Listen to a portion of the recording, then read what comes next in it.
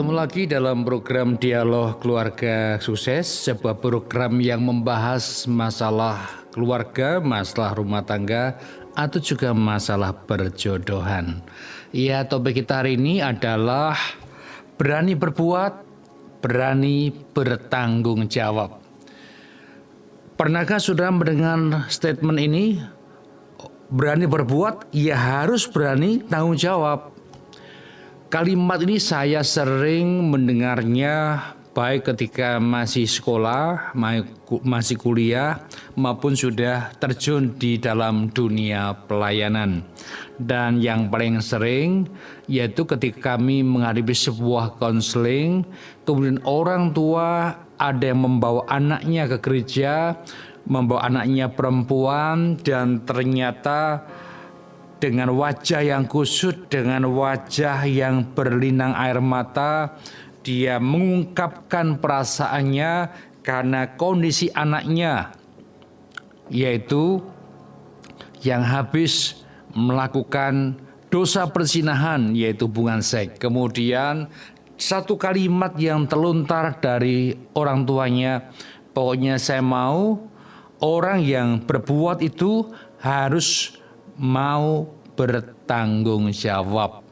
Nah, saudaraku, artinya ya harus siap untuk menikahi anaknya.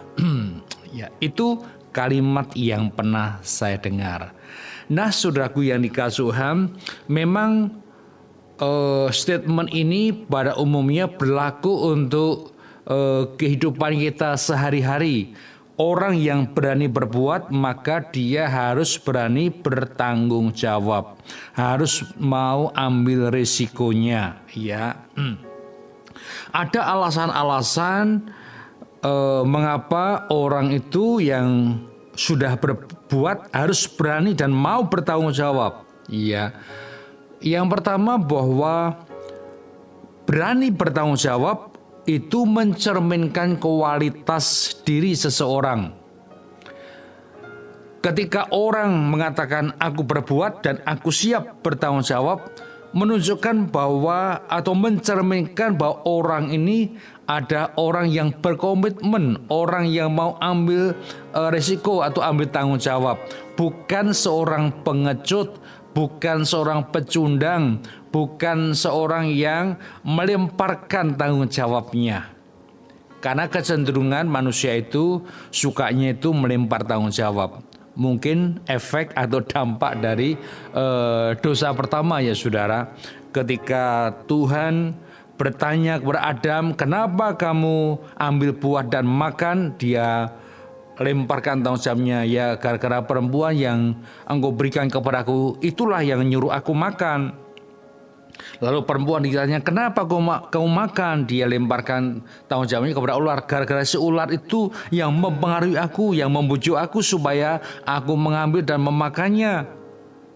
Cuma sayangnya Tuhan gak bertanya kepada ular, kenapa kamu pengaruhi, kenapa kamu bujuk-bujuk itu manusia untuk makan buahnya. Kalau dia tanya mungkin dia bilang, aku tidak maksa Tuhan, aku cuma mempengaruhi saja. Nah, aku intinya bahwa sejak manusia jatuh dalam dosa, memang cenderungnya suka melempar tanggung jawab dan menghindari dari tanggung jawab tersebut. Sehingga kalau ada orang yang berani berbuat dan berani bertanggung jawab, maka orang itu orang yang punya kualitas diri, ya. Itu yang pertama.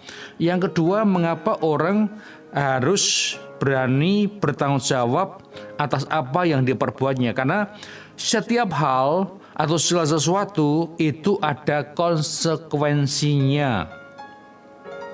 Makanya penting sekali sebelum seseorang berbuat sesuatu atau melakukan sesuatu atau mengambil keputusan yang penting, harus mempertimbangkan dulu matang-matang.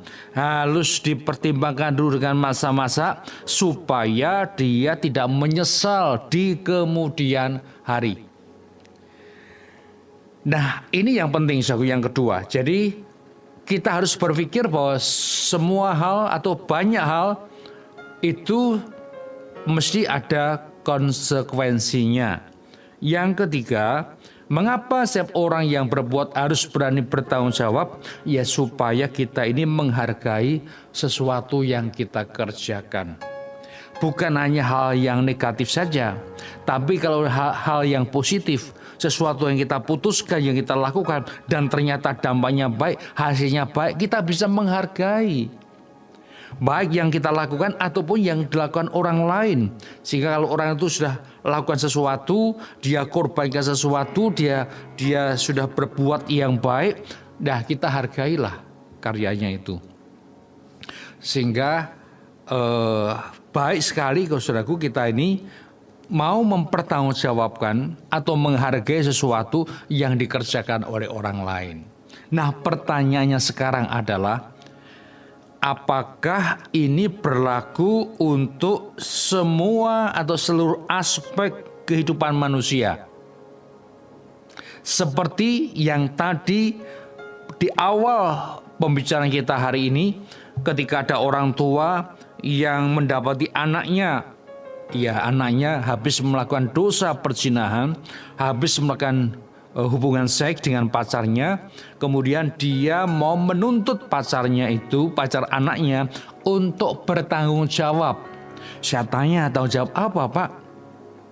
Ya nanti kalau anak saya hamil, dia harus siap untuk menikahi anak saya. Ya, ternyata ya anaknya memang belum hamil. Awalnya itu saya berpikir, oh mungkin anaknya sudah hamil, ternyata belum. Kapan melakukannya? Ya baru kemarin, Pak. Nah, ya saya bisa memahami karena anaknya perempuan. Saya juga punya 2 anak perempuan. Seandainya saya seperti Bapak ini, mungkin juga saya akan cemas dan akan sedih dan mungkin sudah berpikir macam-macam. Nah, kemudian ketika saya tahu bahwa ternyata anaknya ini, tanda kutip ya saudaraku, memang sudah berdosa, sudah berzinah, tetapi saya tanya, lah sekarang anaknya di mana? Ya masih sekolah.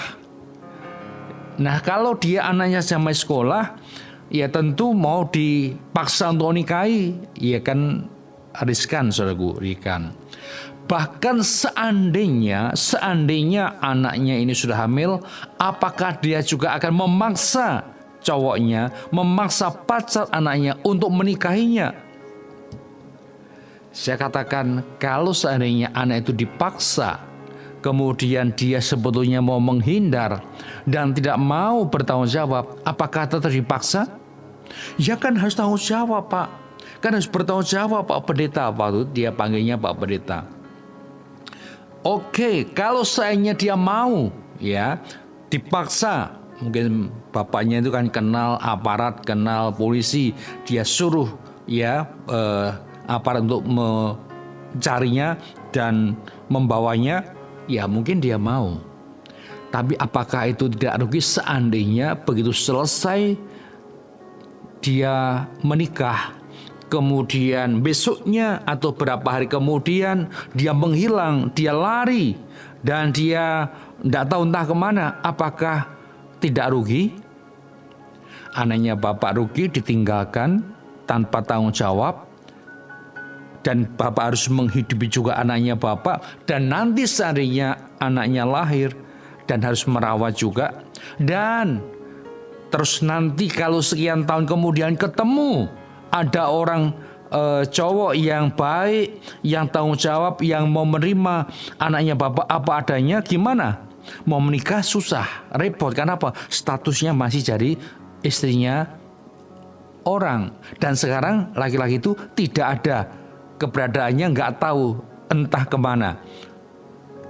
2 kali persoalan. Bahkan ini yang banyak terjadi ya saudara. Jadi kadang-kadang banyak orang itu pengen mencari solusi yang instan, solusi yang termudah, solusi yang paling simple, tapi ternyata itu akan memberikan dampak atau bom waktu yang nantinya akan meledak lebih besar, lebih hebat, dan menimbulkan masalah yang lebih parah lagi. Jadi, apakah ini berlaku untuk semua aspek? Saya katakan dengan catatan. tidak semuanya.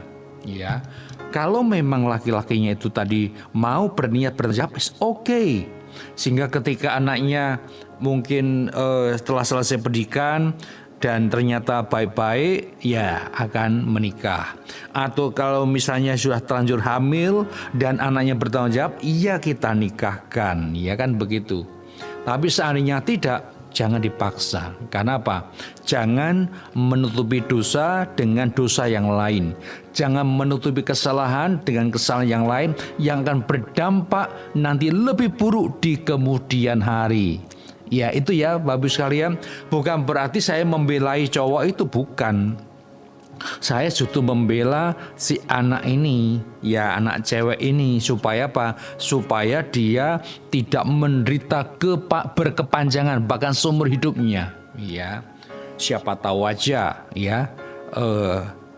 Next dia akan ketemu dengan seorang laki-laki yang jauh-jauh lebih baik dan dia siap menerima dia apa adanya dengan seorang anak, bahkan dia akan membesarkan anaknya dan dianggap anaknya sendiri, dan itu akan jauh lebih baik untuk menjalani hidup ke depannya.